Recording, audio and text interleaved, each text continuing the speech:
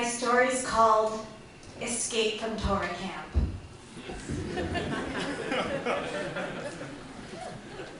I was about to graduate college and I knew a few things to be true. One, I had a BA in theater arts and creative writing. Two, I had no plans because I was too busy graduating college magna cum laude. And three, that didn't matter because I was broke. And four, because of that, I was going to go home to live with my parents in New Jersey. To make matters worse, my mother was always rubbing my brokenness in my face, and I felt doomed to live under her icy yet smothering rain forever. I already had a reputation for making terrible decisions. This didn't help my intense fear of adult responsibility and left me with a lot to prove. So when the Rebbitzin, the rabbi's wife of my college's Chabad, offered to send me to a summer of Jewish learning, it sounded like a pretty sweet deal. For those of you who don't know, Chabad is a Hasidic missionary movement known for their Jewish programming worldwide.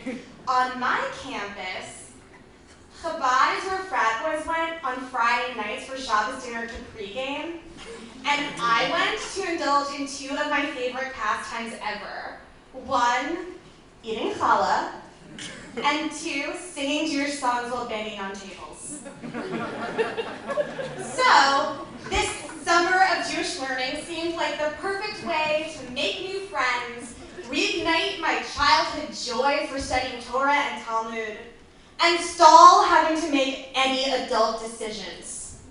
Oh, and they were going to pay me a stipend to learn.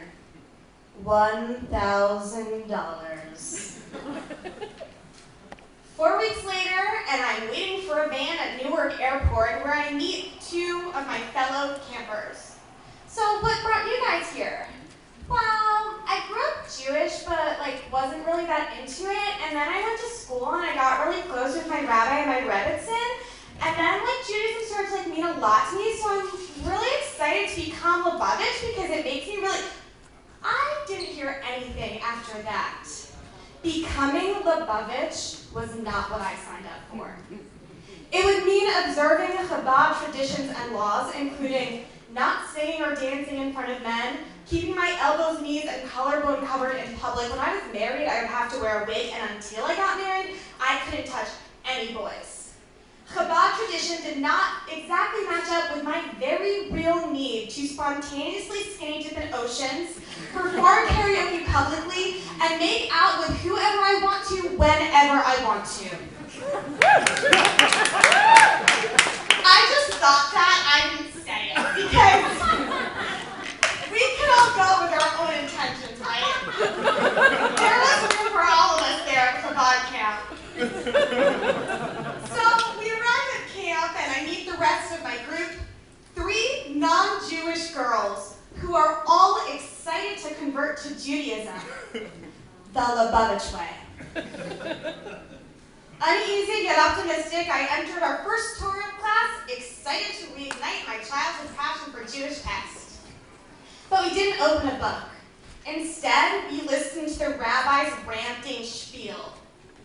As modern Jews assimilate and intermarry, they are doing themselves a greater disservice than Hitler did when he murdered 6 million of us in the Holocaust. Modern Jews are worse than Hitler. As compelled as I was by the suggestion that my liberal lifestyle was the equivalent of my gassing myself in Auschwitz, I was starting to feel like my teachers had some sort of an agenda. Shabbos approaching and my cell phone rang. It's my mother, super anxious because she had been trying to reach me all day. Melanie, I bumped into Brenda in ShopRite and she told me Chabad is a cult. So I Googled it. Did you know that it takes 40 days to brainwash somebody and you are going to be there for exactly 40 days? Melanie, I want you to come home now. Mom, I am a magna cum laude graduate and I need you to respect my adult decisions and let me make them for myself. Shabbat shalom, bye.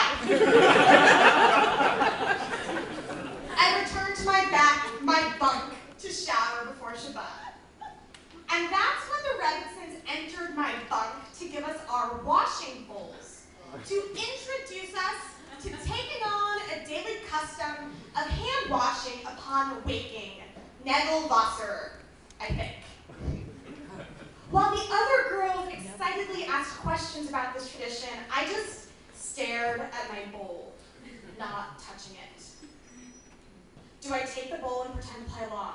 Or do I say how I feel at the risk of insulting my hosts and spend the rest of my summer an outsider here? Or even worse, do I take the bowl and let it become a gateway mitzvah, a gateway custom? No, said the voice inside me. My future life flashed before my eyes. First this bowl, the next I'm wearing different clothes, then I'm getting married to a husband, and then I'm covering my hair, and then I'm shaving my head, and then I'm pregnant, and then my family doesn't recognize me, and then I can kiss my career in acting and writing goodbye. No, said the voice inside me. No. What happened next remains unclear. I think that I packed. And I searched for someone who could take me to catch a bus before the sunset and Shabbat started, because the next thing I knew, I was sitting in a car with a rabbi, and he was looking at me with these wise, knowing eyes. What are you afraid of? I didn't give an answer because I didn't have one.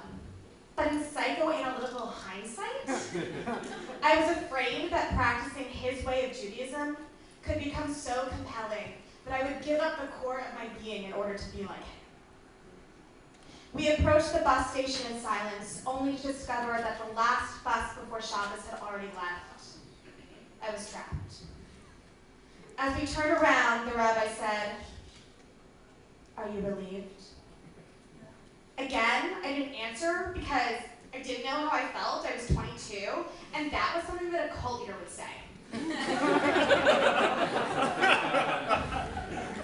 So I stayed for Shabbat, and I let go, and I had a lot of fun. I ate challah, and I sang Jewish songs, and I banged on them tables, and just for the night, I forgot that the rest of the girls there were there to become Lubavitch, and I was not.